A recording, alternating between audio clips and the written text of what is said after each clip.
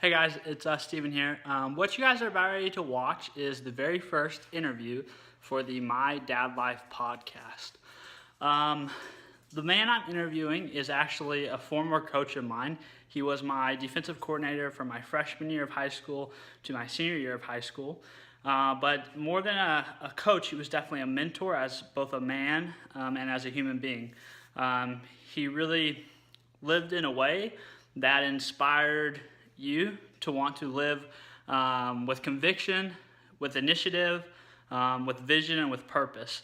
And he's continued to do that since I've known him. So it was a very big deal and a huge honor to have him sit down with me and answer some questions that I had about him, his dad life, his path to fatherhood, and his thoughts on the whole thing of being a dad.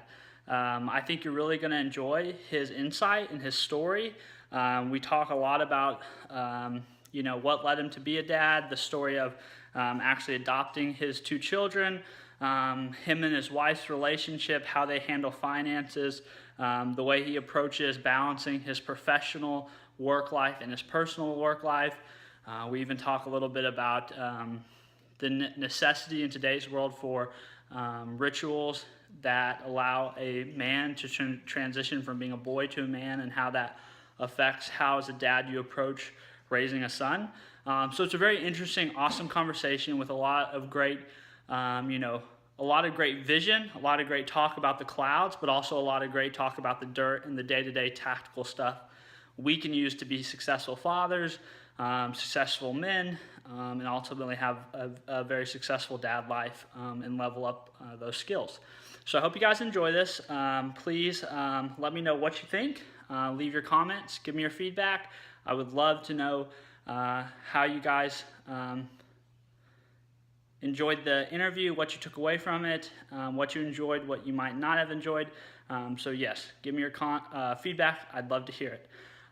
So without further ado, I want to introduce you guys to Tobin Schultz. So like real quick, just for the artificiality of this, tell me kind of a little bit about you, who you are. I know who you are, but say there's going to be people down the line, hopefully, that watch this and listen to it. Can you kind of give yourself an introduction, just a brief bio of kind of what you do, maybe how long you've been married, your kids, ages, first name maybe, that kind of thing? Yeah, for sure. My name's Tobin Schultz. I'm 37 years old. I've been married to my wife, Shannon. I know, right? For 14 years. Wow. Yeah. That's a long time. That's been awesome. I'm a teacher and a football coach, and we have two children together. We're adoptive parents, so we knew before we got married that we would grow our family through adoption.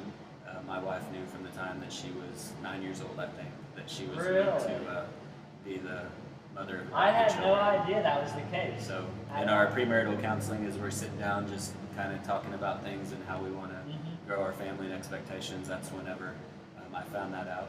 Really?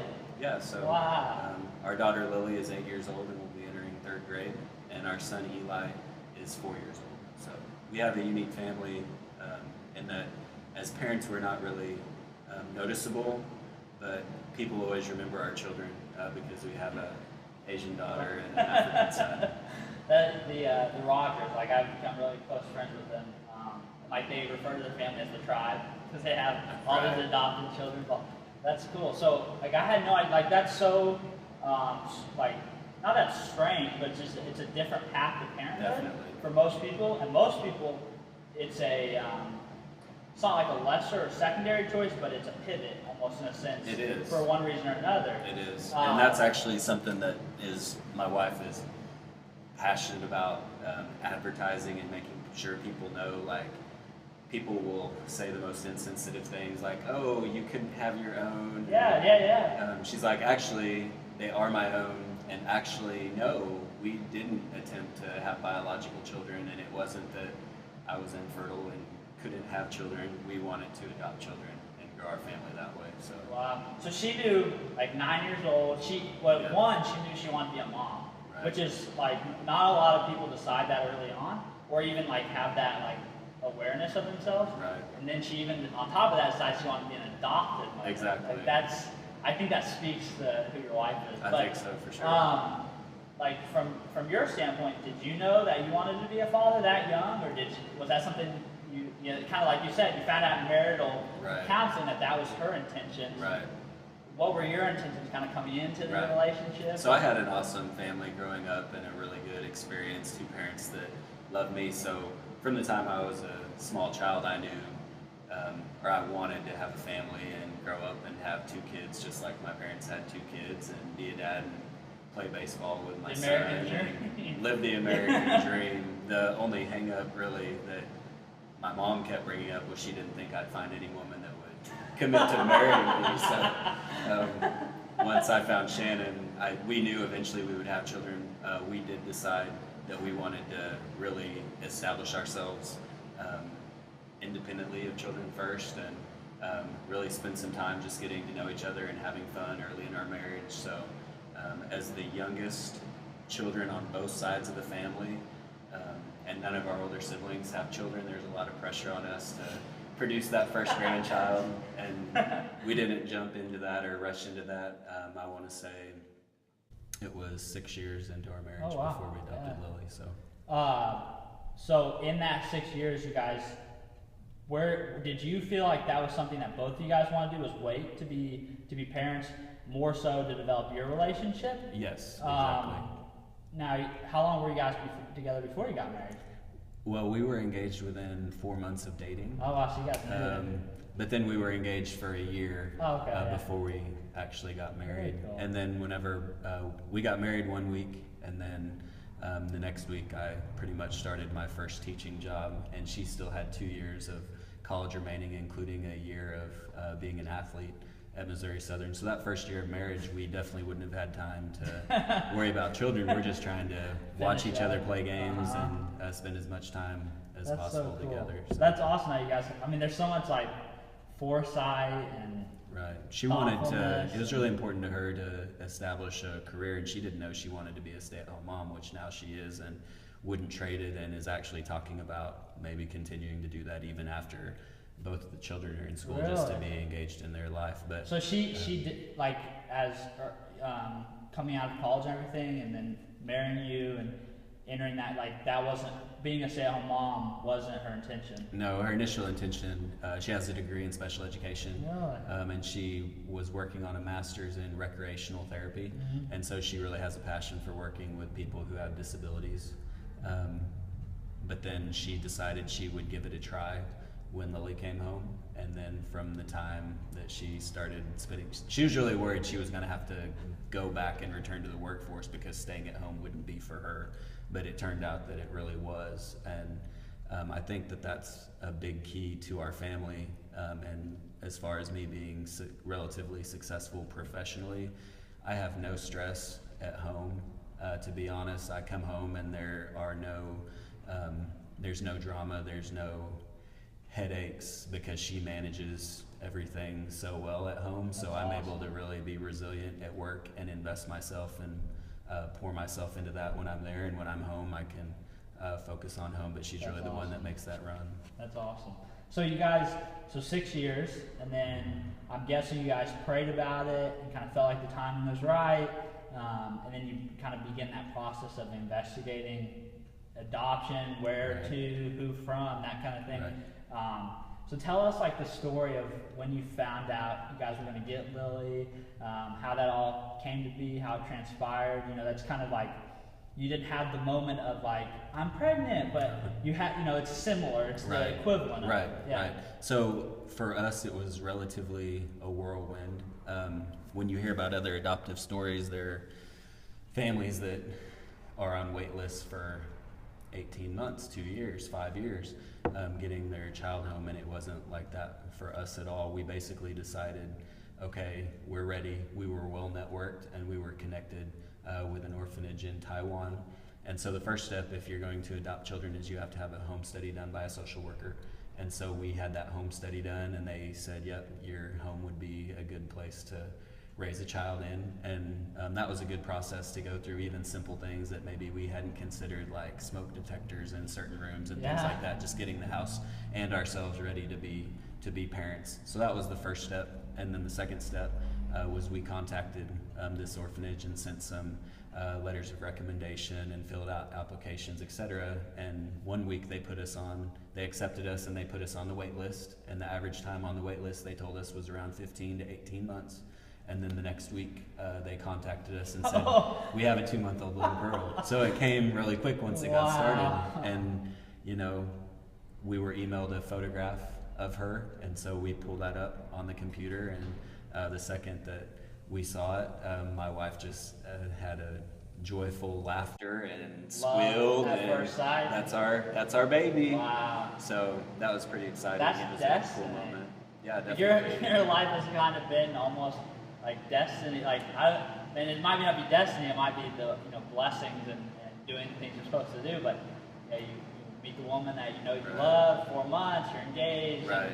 And you guys decide that. I mean. Yeah, it's exactly like that. There's something to be said, though. I think, and I guess more than anything, it's something to be said for you as you as a young man, and then you guys as a couple together in your marriage, like just being very.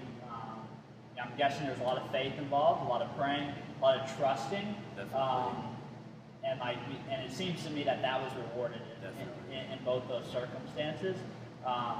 So you guys get the picture pulled up, you're on the computer, and this is my wife. She's squealing and she grabs me and starts shaking. So from there, I mean, how logistically? Now, what year was this? This would have been 2008. 2008. So that would have been my freshman year of high school. So I'd played high school football with you.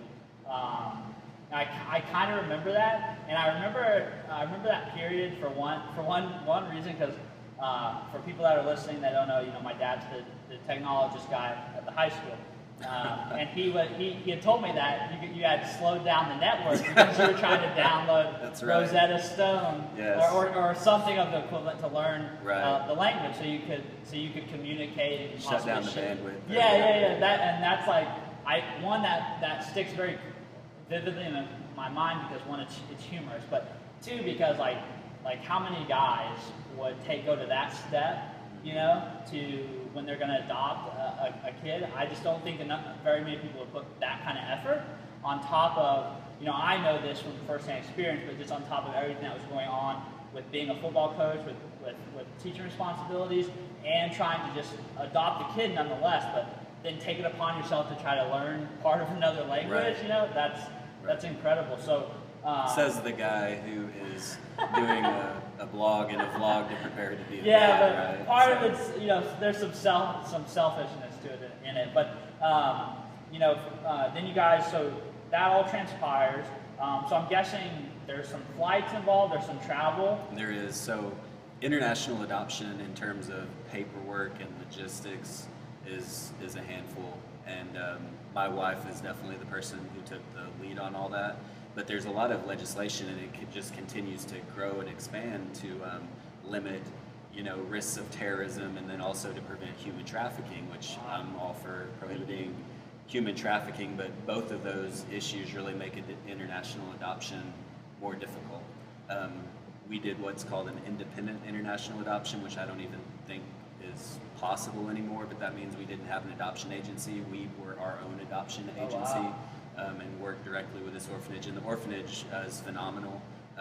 The people who run it, their families live in Carl Junction, Missouri, so there's a really great local network of support, and they're just fabulous people. But we had to certify, number one, that we were not human traffickers. We had to certify that she was not a terrorist, my daughter, and that at 2 months old, right? And that the absurdity. Right, exactly. And we're waiting on all these different documents to get filled out, and dossiers, etc. And there's this one paper that's a holdup. And man, it was a struggle. It was the Department of Homeland Security, and there was one person who could sign this paper, and they were on medical leave and had been for a couple months. And as soon as this paper comes back, we can go and pick up my daughter. So literally I went to the mall and I went to the Roy Blunt constituent service office. Have you ever seen that or heard of that? No. So Roy Blunt at the time was not a senator; he was the representative Okay. for our district, and his people call him, and the next day this paper shows up at our house. So I'll vote for Roy Blunt for the rest of my life. Like, he took care of business That's and awesome. got that paper done. So then we were able to travel to Taiwan, and we were in Taiwan for a little over a week, and we were able to pick up my daughter. So That's awesome. So now this is like, these questions are kind of, you know, they're typical that people ask of dads and moms, and but you guys have a unique experience. But you know, most people say, you know, you know, the kind of folklore is, you know, a woman becomes pregnant and she kind of like she kind of already inherently like loves the child and feels like a mother. And then, you know, for the dad, it's typically like when the child's born, when the child comes into the world and he's able to hold it and see it. That a lot of dads, a lot of men describe that being the moment where they kind of feel that fatherhood kind of come over them. You know, sounds like your wife knew it when she saw the photo. Right. That was kind of her moment. Right. You know, for you, was it the same at that moment, or was it more once you guys, you know, got a hold of Lily and you're all together and you kind of feel like you're a family for once? Or, you know, when did you start to really feel that identity of I'm a dad, I'm a father? You know, because obviously your wife kind of had that identity right. for a long time. Right. But for you yourself, In terms of like logistics and preparation and organization and getting everything ready to go, I started that the second that we found out that That's she was awesome. coming home. But emotionally and as far as a connection, when it really occurred was when I landed in Taiwan. At the airport, it took a couple hours before anyone was able to come and pick me up, and I had actually fallen asleep, and I am woken up to Shannon nudging me and giving me Lily. And my first memory of Lily is I take her in my arms, I give her a bottle, she lays her head on my shoulder and falls asleep. Wow. And pretty much from that moment over, that's whenever that's awesome. I was her dad. Now, That's just like, that's kind of incredible, you know, the kid like just kind of relaxes into you. yeah, you know? it was amazing. Now, to contrast that, Elijah, when I first picked him up, he punched me in the face and started laughing. And it took a lot longer in the adoption, oftentimes the child attaches to one adoptive parent and not the other. Sometimes they don't attach to either. And Elijah attached to my wife immediately, but he didn't attach to me, and it was a lot longer process, and there were definitely some painful times and times of investment, but what really turned the corner with him was whenever he was old enough to start doing stereotypical boy activities like wrestling and t-ball and shooting Nerf guns. All of a sudden he loved me, and I was his That was cool. and, yeah, and that's whenever he started really connecting to me. You know, strategically, I made the decision that every night in my home, I'm going to be the last person that either of my kids see. So Lily, for the first time this year as an 8-year-old, took the rocking chair out of her room, and now I just pat her back as she lays in bed. But I rocked her every night of her life for the first 7 years, and Elijah as well. So that's kind of, the attachment with Eli was more ongoing because he was rejecting me as his father early on. But again, you would never think wrestling is going to be what brings my son and I together, but all of a sudden, hey, I can kick dad and punch dad, and I can't do that to mom or I'll get in trouble. So all of a sudden, There's something though. There's something, you know. There's a physicality Right. among men that create. There's a connection there that you just can't. If you play football, you kind of know. You know how I have to describe it. You just know that sense of brotherhood, connection you have, and that's kind of probably magnified between father and Right, son. I think so. Yeah, there's just something about him, and it's probably not the same with girls that way, but for men it is. There's the physicalness of it is something about it. Not to sound too masculine or sexist, but My there children is, are very you know, stereotypical. I have a there's- girly girl and a rough and tumble boy. So That's awesome. So you guys, so you guys adopted Lily. She's 8. How soon after did you guys decide Adopt Elijah. So Eli is 4, and we had started talking. Oh, after about 3 years, we decided we were ready to adopt a second child. We had always planned on having our 2 children from the same country because we wanted Lily to be in a home with someone else that looked like her. But Taiwan had actually closed international adoptions. Oh, wow. It was, again, following some anti-human trafficking legislation. They're opened back up now and they're doing international adoptions then, but in that window of time, they were not. But we had a really good resource and connection who contacted a different orphanage on our behalf, and Shannon had always wanted to adopt a child that had a disability as well. And oftentimes on your applications and things, a lot of people in the adoptive world, they just want to adopt as young of an infant as possible, but they won't accept someone who has a disability. So very similar to whenever we got Lily, just real quickly. We were sent a picture of Elijah, same thing. My wife saw this picture. This is our baby. That's awesome. And again, it was a really quick turnaround time. Awesome. So both of our adoptions were we had the child home within 8 months of being referred, which is extremely unusual. So this goes back kind of probably before you guys decided to adopt Eli. And I don't think I heard it directly from you. I think I heard it third party while probably still in high school. But you guys had adopted Lily, and Shannon was transitioning to staying home with her. Right. And you guys downsized your home so that you could make that possible. Right. And I remember hearing that, and I can't remember how I heard it, but I remember hearing that and thinking, wow, to me it was super powerful, because there are so many pressures in today's world to not necessarily kind of keep up with the Joneses type of thing, but just like that kind of American dream, like have the big home with the pool and the 3 cars. And it takes a lot of resolve to make that kind of choice and that kind of decision to say, it's more important that my wife be home with our kids, it's more important for our family that we make that move and actually make a huge overhaul to our lifestyle, even so much as like changing where we live, to make that possible. And so that, to me, that speaks, one, that you're a man of conviction, that you live by those convictions. So what are the values and kind of the things you want to live out and that you want to kind of be an example? Because I see you as a leader, as somebody who leads by example. Your actions give your words power, which I think is the best leaders. And as a dad, that's kind of similar to one of your functions for them. To be a man by example, to kind of emulate the kind of man that you'd like your son to be, or emulate the kind of man that you'd like your daughter to maybe fall in love with or marry in the future. So what are those kind of things that you'd like to pass on through your actions, values, or I even remember you talking at one point about heraldry and having a family crest and all that stuff.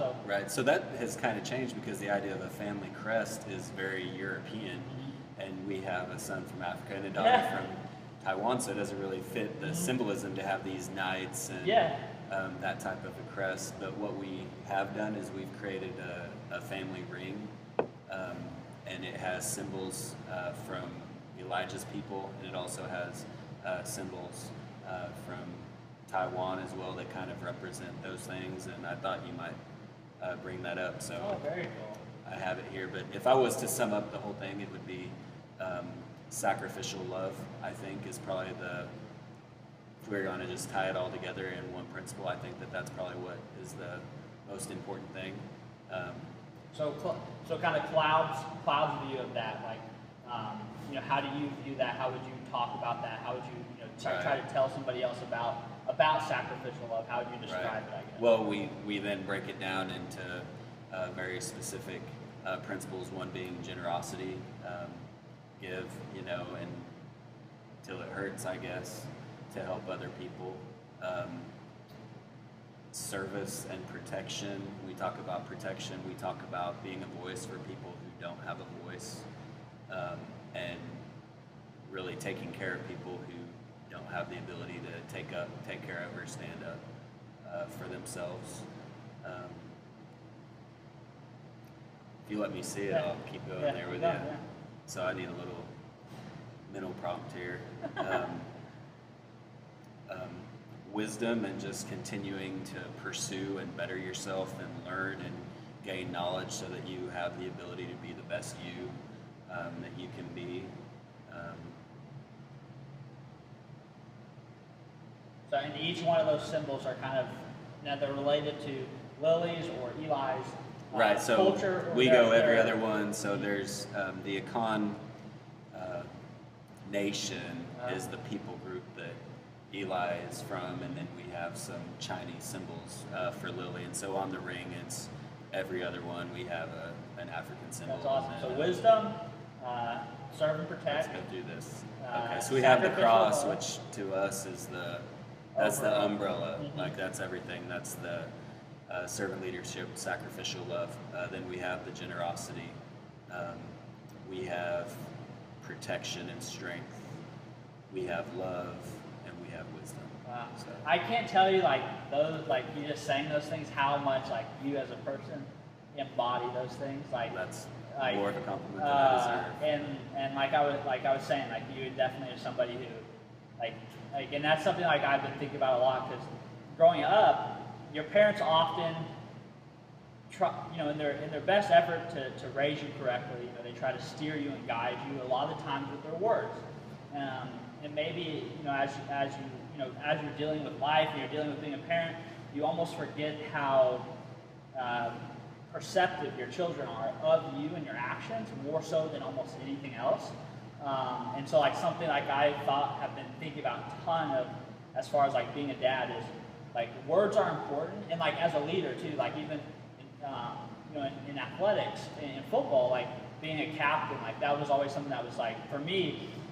It was almost a struggle a little bit because my personality just doesn't lend well to being very vocal about how I feel or what I expect of others, and I try to just be an example, and I want people to naturally follow that. But as I've gotten older and grown more, I realize that words are an important part of being a leader. You have to speak, and you have to let the world know what you stand for and what you believe in. But those words are really, they're false unless they are backed up by conviction and living with that. And that's like something that you just seemed to have mastered so well. Is that something that was taught to you, or is that something, that, where does that come from? Where does that inside you, And that translates into being this fantastic dad that you are. Well, I think you're giving me too much credit, and a lot of my best ideas come from my wife or from other people or books that I've read. The idea of having these values and sitting down and coming up with them was something that Shannon and I sat down and brainstormed together. What do we want our family to embody?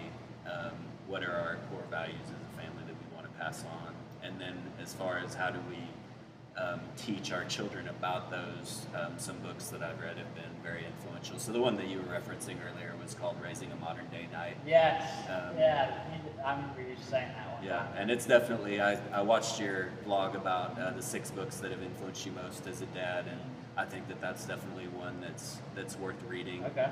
Especially raising a boy in our culture. At what point do they become a man, and yes. What does it mean to be a man, Yeah. and being able to define that. And so Shannon and I just sat down and talked it through. What do we want to define in our house? Being a Schultz, this is what it means, and these are the characteristics that you'll have. So a lot of times in our house, we'll say things like, we love them, and that's a choice that they make in our family, but in our family, we know that's not what we do. That's not how we do things. I love that. I love that phrase, that's not how we do things, because that, I think, is the definition of culture, and culture kind of drives almost everything. And a lot of times, and I love that you guys not only sat down and you discussed, okay, what do we, cloud version, what do we want? But you guys also went to the dirt, what does that tactically look like on a daily basis? How do you really live that out? Serve and protect, okay, that's great. Be generous, that's great. Now how do you translate, Right. Most people would stop there, oh yeah, our family stands for generosity, but where's the action? Right. Where's the tactical stuff? So I love that you guys did that. Could I tell you a story Yeah. real quick? These are kind of parenting goals, I guess you would say. For Lily's last 2 birthdays, and this is all her mom, because I'm naturally not generous at all. I'm very selfish, and and I have specific things that I want, but Shannon really is the giver in the family. But for her 7th birthday, Lily got a $50 check from her grandfather, and we were asking her how she wanted to spend it, and she said, I want to donate it to Hope and Winter, which Winter is the dolphin wow. with a prosthetic tail. And we're like, okay, that's awesome. So then this year, for her birthday, as we're making the invitation, she says, I want to raise money for the Humane Society and donate that. So in the invitation, put down, please don't bring gifts, and instead please bring a donation to the Humane Society. So right after her birthday, she goes to the Humane Society and presents them this money. She's so much better than me because I know exactly what I want for my birthday. It's not a donation. But then the coolest part of the story is that one of the kids who went to her birthday then has their birthday party, and we get invited after they had Lily's, and this little girl says, hey, we're going to donate everything to Souls Harbor, so please bring That's these. amazing.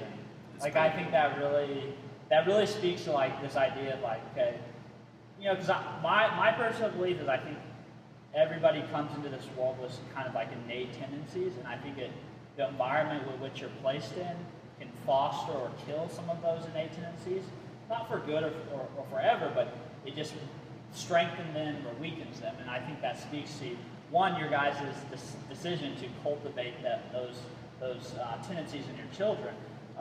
But it speaks to like the good that can have. Like as a parent, sometimes you feel like your effect just kind of stops at that kid, or maybe stops within your family. But I think that speaks to the kind of transformative change that actually spills out into the world from your own little circle. Like your daily actions actually matter. They affected your child, and then your child brought them into the world, and then your child affected more people, and it's kind of this magnifying effect. But it's sort of like, it's because sometimes you do. Sometimes you feel like, man, do my actions even really matter? Like, is it really even that important? And I think that proves like it is really important. It's important to make it a priority.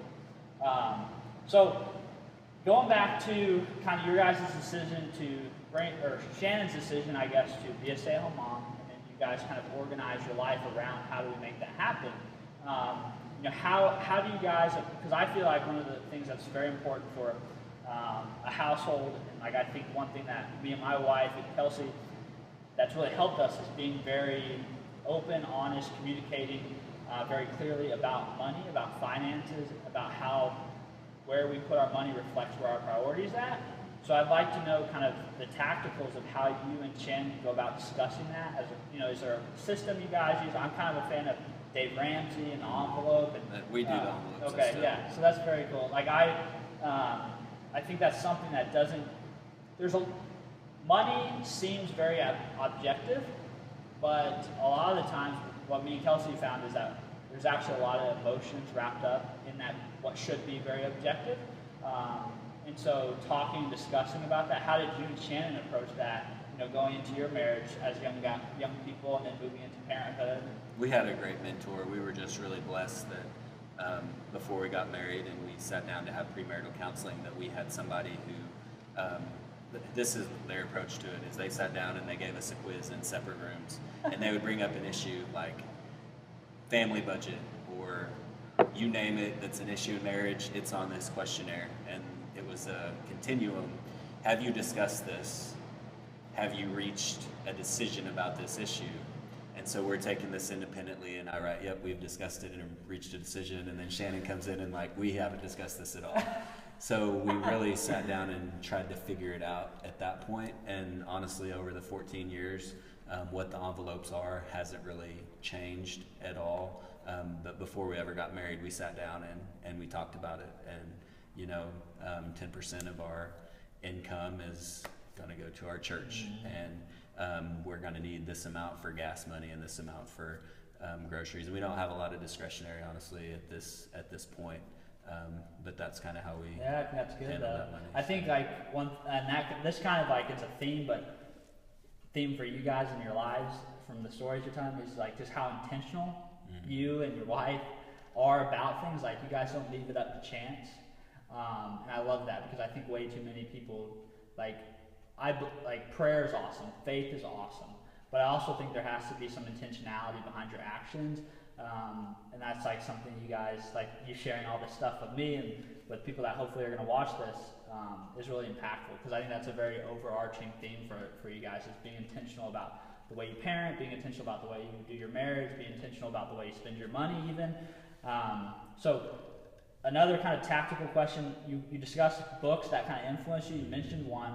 What are some books, some things you've read, people maybe even that have spoke to you, that have been a part of your life and kind of poured into you, that have really impacted you, both as a man, but as a leader and as a father? I'll probably focus mostly on as a father, but I think I need to start with my dad, who's not a touchy-feely, talk about my emotions, I love you, son, kind of guy. I know he loves me, but the thing that I'll always remember about my dad is growing up, he didn't have a degree, and at that time, that basically meant he's going to work in a factory. So he worked in a factory 60, 72 hours a week as I'm growing up. And I always remember when I'm 7 and 8 years old, Dad's at work from 7 in the morning till 7 at night. He's coming home at 7:30, and I'm sitting on the porch waiting for him with a baseball glove and a baseball.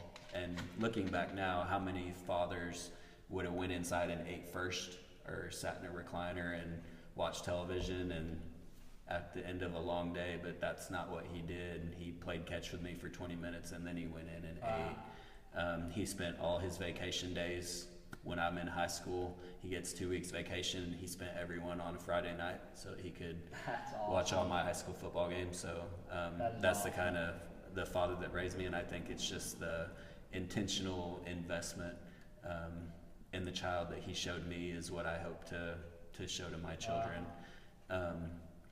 In terms of other books that have impacted me, or authors, I started off with a little girl. I know you're going to have a little boy, but a book that I highly recommend is called Strong Fathers, Strong Daughters. Okay.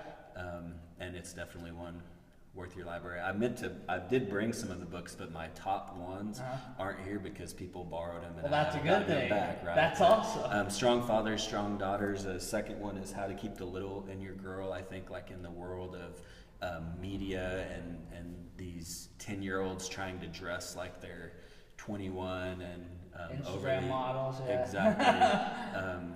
That one has been really influential as well in just trying to keep innocence in Lily for as long as possible. So those are the two. I call them the Raising a Daughter Bibles. That's good to know. That I've referenced a lot. Yeah. And then in terms of raising a young man and being a man of character, the Raising a Modern Day Knight is huge.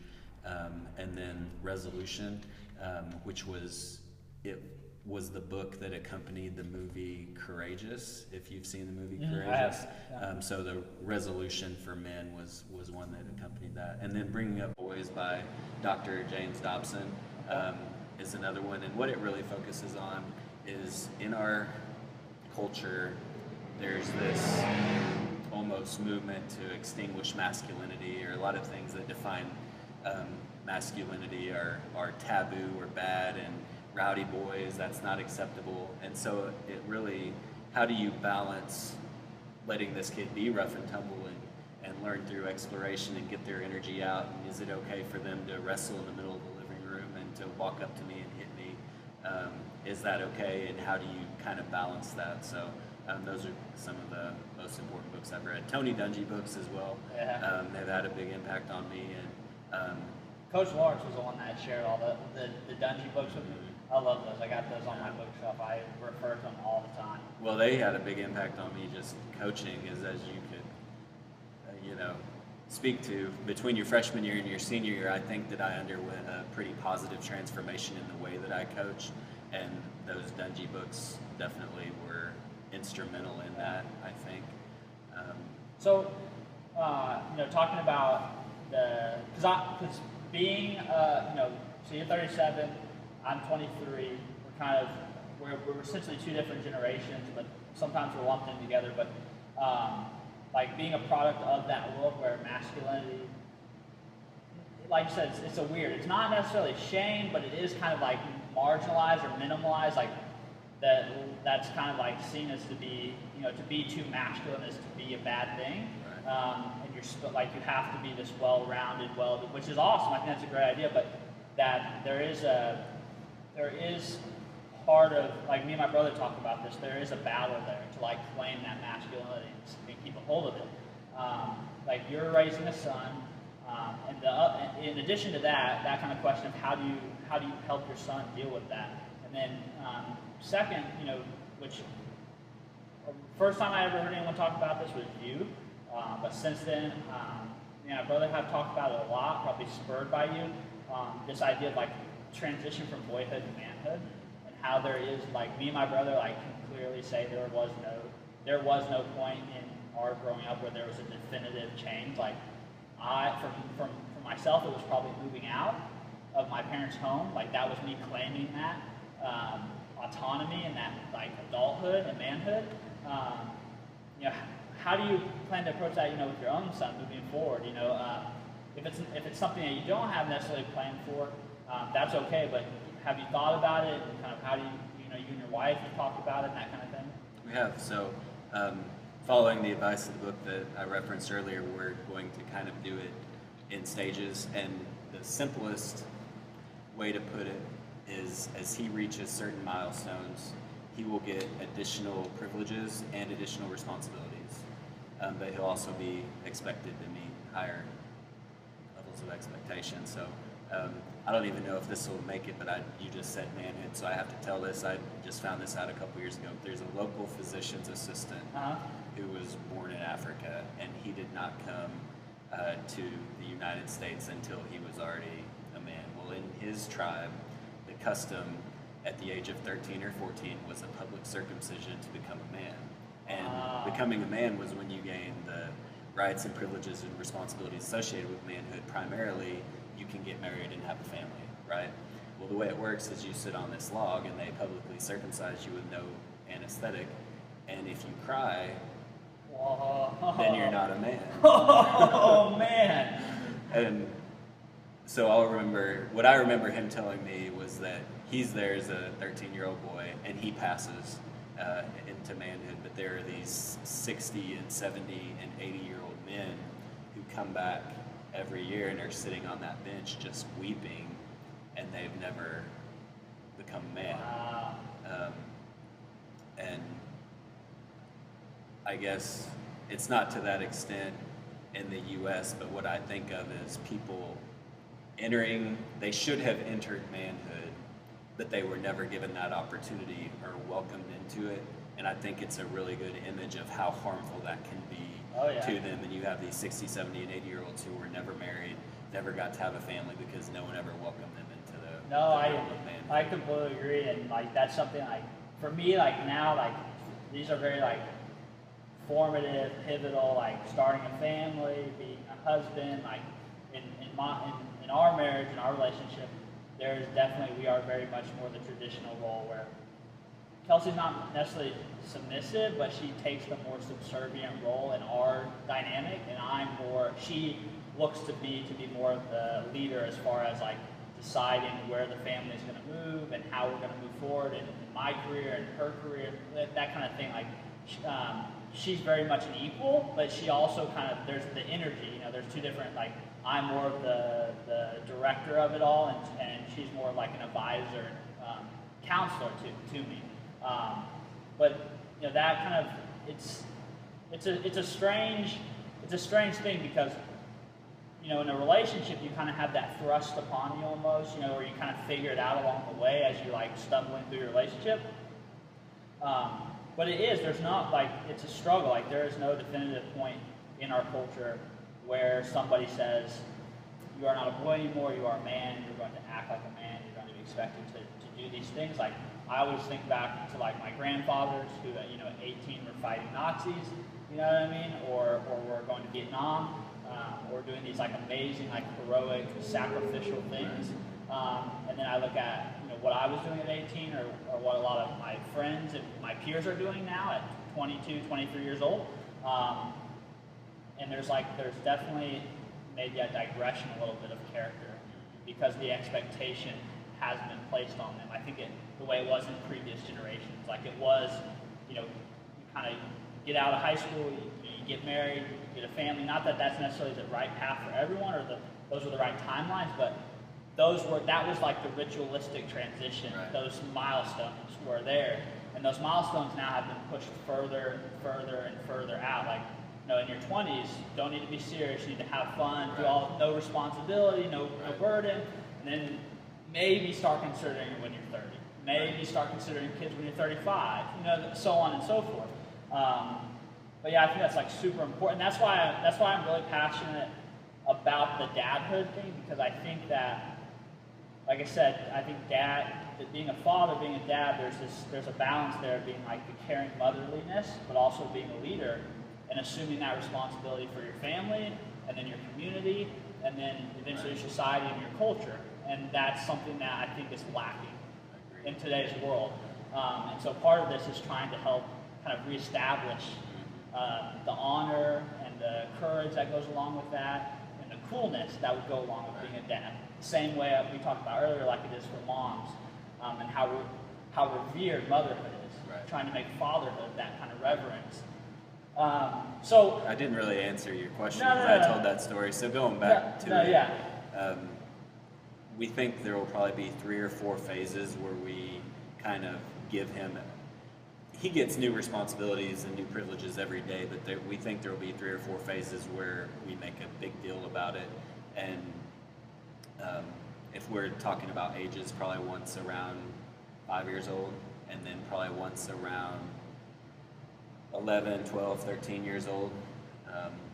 And then we don't know if it should be at 16 or at 18, and how fast does he mature, and what is he experiencing, but what will mark each one of them. And this is something that I took from that book that was really meaningful to me, is there should be a memorable ceremony, and there should be a symbol that he can take and remember, so that he can point back and think back to this time when, what, Dad and I might have had a rough go, or he might have been hard on me, but I'll always remember when he did this really special thing for me, and then presented me with this gift that I still have to this day. So the ring is one that they know. When they get a certain age, then they get their own ring. That's awesome. Which we're excited about. Elijah has 4 fingers, and so I don't want to give away on this vlog what his gift's going to be when he's older, but it's a custom-made weapon of some sort that Very cool.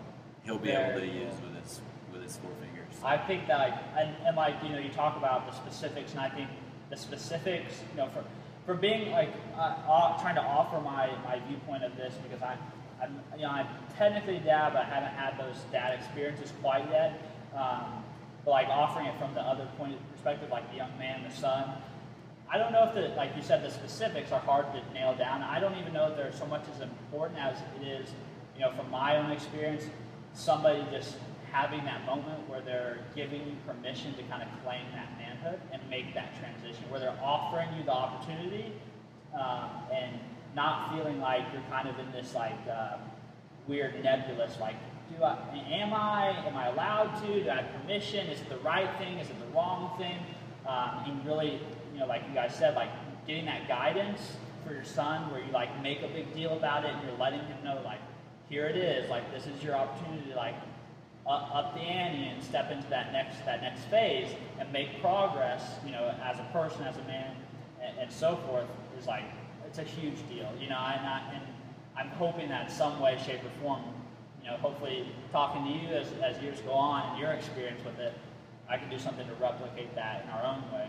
And I love the ring idea. That's very cool. Connection to mentors, too, will be another really important component of it, outside of the family mentors, and involving them in those ceremonies and processes. Because I completely, me and Kelsey talk about that, it taking a tribe. We really want our parents, I'm so thankful for the parents I had, and I really want them to also be part of my child's raising and passing on some of those unique, my mother's fiercely caring, to a fault almost, and I want my children to have that kind of heart.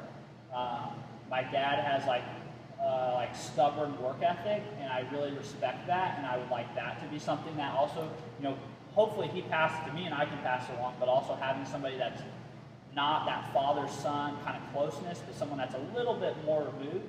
And I think that's huge, like letting people into, of course, like as a parent, your job is to vet those people, but like once you find them, like letting them in and letting them be a part of that, and speak into your kid's life, and because there are like, from my own experience with my dad, like there are some things that I learned or I was more receptive to from mentors that I had, from coaches, uncles, those kind of secondary removed people, that my dad was probably saying the same thing the whole time, but for some reason it just that didn't connect that way.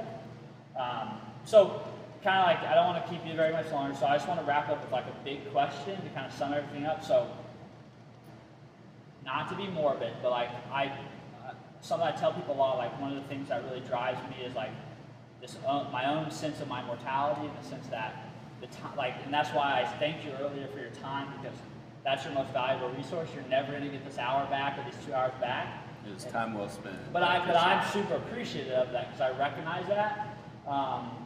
And so like one of the things I want the time I spend on this earth to mean something and to leave an impact. And I think my family will be part of that legacy. My kids will be. So for you, someone that's so convicted and really lives by those convictions, when you're gone, once you're past, and your kids are looking back, like what do you want your legacy to be through their eyes? How do you want to be remembered as Tobin Schultz the dad, Tobin Schultz the husband, from that perspective? I want them to always feel like I put others first, the needs of others first, especially putting their needs above my own, and that I love them unconditionally. I think that's the easiest probably way to put my legacy. Yeah. The toughest part of making that happen, and it was a question that I read before we came in, and we haven't hit on it yet, but I think that's tied into that, and this is my struggle, is how do you balance showing that unconditional love and having this gentleness and making them feel this comfort with you, with also preparing them for a hard world and pushing them to meet expectations. How are you gentle at the same time that you're tough? And I think that's probably my greatest struggle is I can be really, really great at pushing Elijah and making him better. But then when I'm done doing that, does he feel really loved? Or does he feel like I was just a jerk? And I can also be really gentle and loving to him, but in the process of doing that, am I failing to prepare him for the hardness that's life? That is a really big struggle. Like the only thing I could speak to it is like from experiencing as a coach in that kind of mentor role. Like part of it was given through my dad, but just this idea that like when a coach is riding you, or a coach is like they're talking to you, they're trying to correct you, like talking. Yeah, they're trying to correct you in a sense. Early on in your athletic career, like you look at that as like a negative, and like you get down about it and whatnot.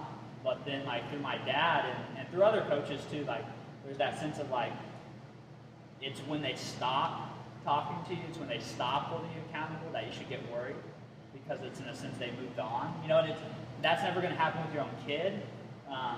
But like from that, I would think that the key is like a balance between, I guess, communication, and hopefully as you get older and you're able to understand and kind of think about these larger things, that you can kind of look back and think like, okay, that was out of love, like the accountability, the expectations, the preparation for the hard world.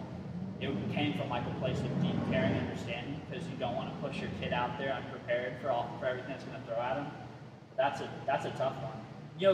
One thing I didn't ask you about was going back to the balancing, like you just talked about, was like you said, you're relatively pretty successful in both aspects of your career, being a coach, being a teacher, and like I can tell you that like my experience having been coached by you is enormous, you know? So I think like the like I say relatively successful, but I would imagine like 10 years from now, uber successful, because you're not, the seeds have been planted, you know what I mean? They're growing, and they're not necessarily yet, you're not able to see like the impact. I don't know yet if you are, like the impact you've had on me is huge, and that impact has impacted other people, and so on and so forth. How do you balance? Like that's something that you're very passionate about, but you're also very passionate about your family. And like I said, time is like our most limited and valuable thing. So how do you balance that kind of personal, professional? So the way I do it, and Shannon would be the first to tell you that I'm not always good at it. Sometimes it's seasonal with understanding. Like when I hit certain seasons of my life, she's just very gracious to me. But in the evening, we're very, very strategic in that we always have dinner together as a family, no matter what. And then we have pretty specific bedtime routines with our children. So we start putting Elijah to bed about 7:30, and it takes about 30 minutes. I read to him no matter what is going on. I read to him for 30 minutes before he goes to bed, and pat his back and put him to bed. And then while that's going on, Lily is getting to spend one-on-one time with Shannon, and then I put Lily to bed, and then after Lily's in bed, Shannon and I stay up together for at least an hour, and that's our every day, no matter what. That's our time together. Oh, nice. That's something I was also wanted to ask you, but I didn't think of to ask you. But that kind of how do you? Because I feel like me and Kelsey, everything in life flows better when Matt is dialed in. Right. I know not everyone feels that. Like I know there's kind of an argument there. Is like, do you prioritize the kids or do you prioritize the marriage? I think you have to prioritize the marriage. That's my opinion. Yeah, and I feel I'm getting ready to experience that, but I feel that way in life right now. I'm better in whatever role I'm functioning in when me and her are dialed in on the same page and whatnot. So we protect that time by making it pretty regimented and planned out, and then our kids can definitely come in and sleep in our room, but they can't go to bed in our room. They go to bed in their room, and then if they wake up at 2 o'clock in the morning and they come in, then they stay with us at that point. But when we go to bed, it's just the two of us going to bed together, and we don't have to worry about kids being in there or whatever. So we always get to finish the night, just the two of us. With a stay-at-home mom, I think it's important not to just protect my time with her, but also to protect her time to herself and her time with her friends. So, you know, in the morning, now she gets up really early in the morning to make this happen, but every day she gets 2 hours in the morning to go work out and gym and breakfast, and I stay at home while she's going and doing that. And I get to work out at home, but if the kids wake up and they need something, I'm the one that's going to take care of that early in the morning so that she can have that time. And then on days when she just needs to, she has a pass, I need to go and have coffee or dinner with my best friend or whatever, it's no questions asked, she just does that. Awesome. So I think those three tiers for a stay-at-home mom are really important, that we protect our time together, that we protect her time to just be alone, and then also to be with her friends and have adult conversations. And then professionally, the way that I balance it is the work that I have to do, I do when the rest of the family's in bed. So it's important that I go to bed at the same time as my wife. I think that's really critical. So a lot of times I'll go to bed and I'll set the alarm for midnight or 12:30, and we'll go to bed together. I'll get in 2 or 3 hours of sleep, and then I'll wake up and I'll work for 2 or 3 hours, and then I'll go back to sleep, and then wake up again. Or sometimes I'll just start the day really early at 2:30 in the morning. That's when I'll get up and start the day, and try and do my work at that time. So that's the way I balance it. I don't know that that's the healthiest alternative for me physically, but in terms of being able to spend time with my family, that's how we do it. That's huge. Because that's like I guarantee you, that's like Kelsey and I's biggest. Like, I want to do this, I want to do that, I want to go here, I want to work on this, I want to, and she's like quality time is how she receives a lot of love. So that's something I'm definitely gonna have to try out, that strategy of like because right now the strategy is like just hustle till it's done and then go to bed. So I'm gonna tweak the schedule a little bit and actually put that into action, see if it works that's for good. me. I think early in our marriage, I didn't necessarily do that. I might just stay up late, but then when she said it would be nice to go to bed at the same time as my husband, like I listened to that and You pick up on that. Yeah, exactly. That's awesome. So last thing to finish up, so you can get home to your family. Just like, what's your, like, if you had to give like a cornerstone or maybe like your one bit of advice for a new dad or a dad to be, or a current dad, you know, what would, from your own experience so far, you know, what would be that thing, that keystone that kind of maybe gives way to everything else?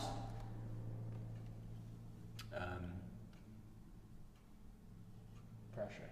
Yeah. This wasn't on the list. I know. I think that partnering with the love of your life is obviously key. There's no way that I could do it alone. There's also no way that she could do it alone. Or actually we could, but the product wouldn't be near as good doing it as partners and in it together for the long haul, no matter what, I think is the second most important thing.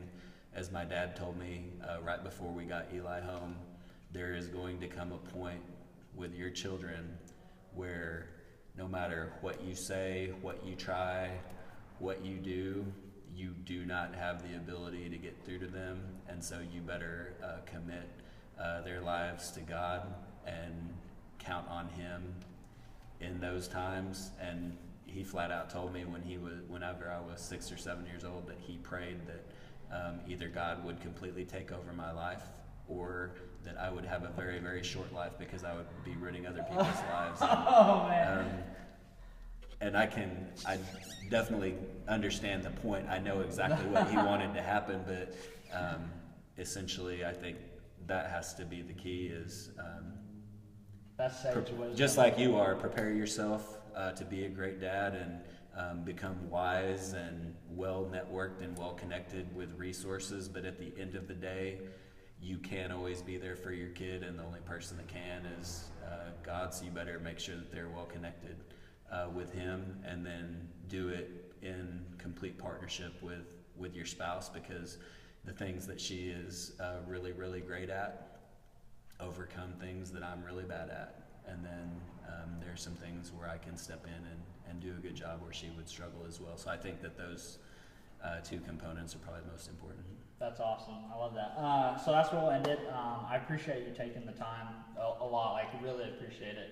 I know you'll never get the time back, so I hope it was well spent. I hope you enjoyed it, because I'm like real pumped up now. Right. Well, I appreciate the fact that, before your child's even here, that you're investing in them so heavily. I think it's a great example for other people. I hope that other people take a chance to maybe pick up on something. If they don't learn anything else from this, I think that they could learn, hey, being a dad is about investment and making sure that your kids know that they're your top priority, and you're obviously making that happen.